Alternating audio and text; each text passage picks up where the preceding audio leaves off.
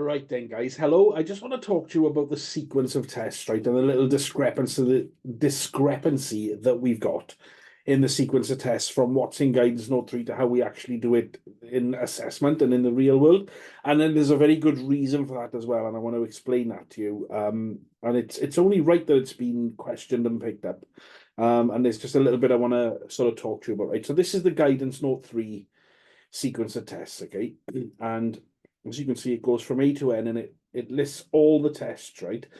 Now, the part that comes up that is a, shall we say, discrepancy, right, is this bit here, earth fault loop impedance, prospective fault current, and then it goes to straight to additional protection. So in everybody's mind, this is saying ZE, ZS, PFC, and additional protection, right? However, when we actually do this in real life and we do it in practice, we sort of look at it like this. And as you can see there, we do ZE, PFC, and then ZS, which in a way contravenes what's been said in guidance note 3, right? However, there's a reason for that, I think, and I've sussed it out and I wanted to share it with you, right? And so when we do ZE and PFC, this is a sequence of tests on a brand new installation, right? We cannot energize that circuit at all until ZE and PFC are done, right? We cannot test ZS until the installation is energized, can we? So therefore, we cannot test ZE and ZS at the same time. It's not possible. It doesn't say that in guidance note 3, and the reason why is this. In guidance note 3, the preferred method of obtaining ZS is by calculation. In my world as an electrician, my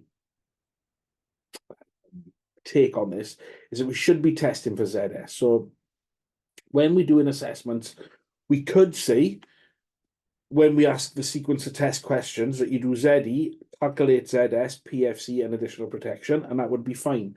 If we're talking about testing, and the question you're going to get is what tests will you do and in what sequence will you do them? And nothing is mentioned about calculating any results. So in assessment and in the world of MVQ, we're going to do the testing. In the AM2, I think they get you to calculate it, which is why it's right and wrong. So just remember ZE and PFC, the system will still be locked off.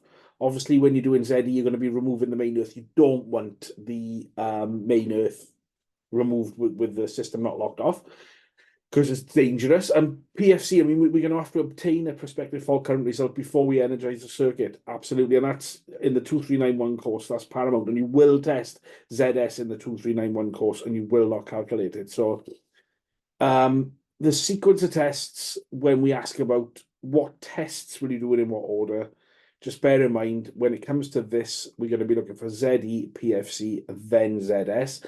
And I'm going to need you to explain to me that the reason why it's done in that order is because we cannot energize the circuit, at least until the prospective fault current has been obtained. So that, to me, is quite handy and useful, and I hope that's made a lot of sense to you guys, all right? So thank you very much.